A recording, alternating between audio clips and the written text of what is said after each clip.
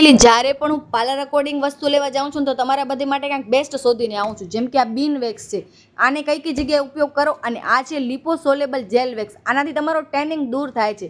પણ આજે આપણે આ બીન વેક્સનો રિવ્યૂ જોશું. Face wax, under arms, upper lips, private area ઉપર તમે આ વેક્સ યુઝ કરી શકો છો. આનામાં કોઈ પટ્ટા બટ્ટાની જરૂર નથી પડતી.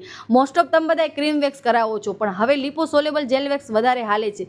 તો આપણે પણ લઈને આવ્યા છીએ. તો સૌથી પહેલાં જેલ લગાવવો પડે છે, પછી વેક્સ કરવો પડે છે, અને પછી ઓઇલ લગાવવો પડે છે. લિપોસોલેબલ જેલ વેક્સનો હું રિવ્યૂ તમને પછી આપીશ. પહેલાં તમને બીન વેક્સનો રિવ્યૂ આજે આપીશ. જેટલી તમને વસ્તુ ખપતી હોય એટલી તમે કાઢો. મારા પાસે અત્યારે વેક્સ હીટર એક જ છે, એના કારણે થોડીક પ્રોબ્લેમ થાય છે, પણ જલ્દી આપણે એ પણ લઈ લેશું. એક સ્ટીક લેવાની છે, અને આને એકદમ પતલો ગરમ નથી કરવાનો, જેમ કે વધારે ગરમ નથી કરવાનો. પાવડર અપ્લાય કરીને સૌથી પહેલાં આપણે થોડાક હાથ ઉપર પણ લગાવશું, અને પછી આપણા ફેસ ઉપર ટ્રાય કરશું.